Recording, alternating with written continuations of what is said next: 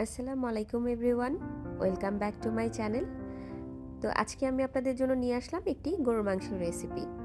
আর গরুর মাংসটি আজকে আমি একটু ডিফারেন্ট স্টাইলে রান্না করতে যাচ্ছি।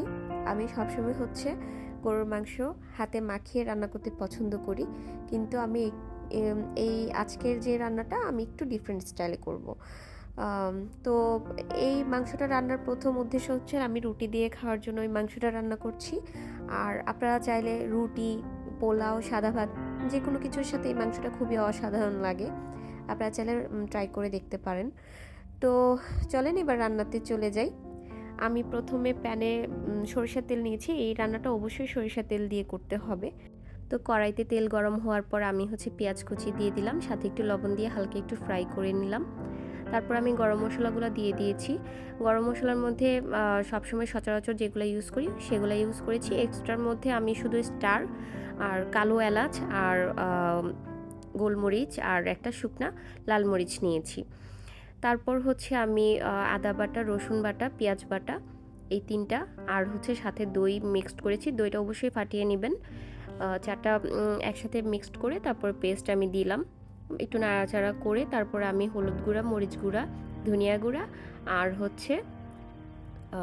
জিরা গুঁড়া চারটা একসাথে একটু পানি দিয়ে পেস্ট করে নিয়েছিলাম। তারপর এটা দিয়েছি। এখন ভালো করে নাড়াচাড়া করে নিলাম। নাড়াচাড়া করে তারপর আমি গরুর মাংসটা দিয়ে দিলাম। গরুর মাংসটা দেওয়ার পরে আমি একটু স্বাদ মতো লবণ, যতটুকু দরকার আমি লবণ দিয়ে তারপর ঢেকে দিয়েছি।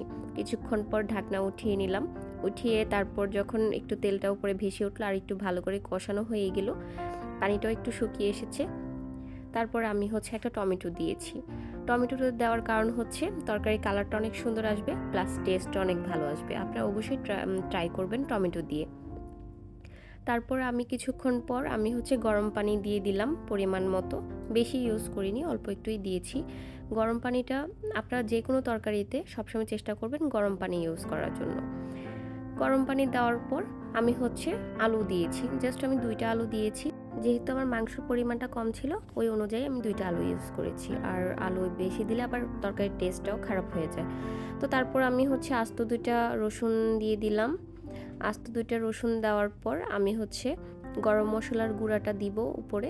গরম মশলার গুঁড়া দেওয়ার কারণ তরকারির কালারটা সুন্দর আসে, এটা শেষ দিকে দিবেন আপনারা।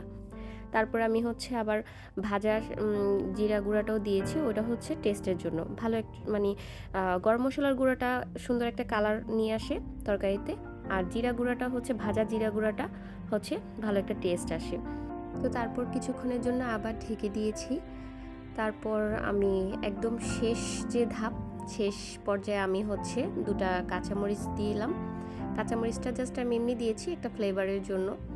এই তো আমার ফাইনাল লুক তরকারির। আলহামদুলিল্লাহ, আমার তরকারিটা দেখতে যেমন সুন্দর হয়েছে, খেতেও অসাধারণ ছিল।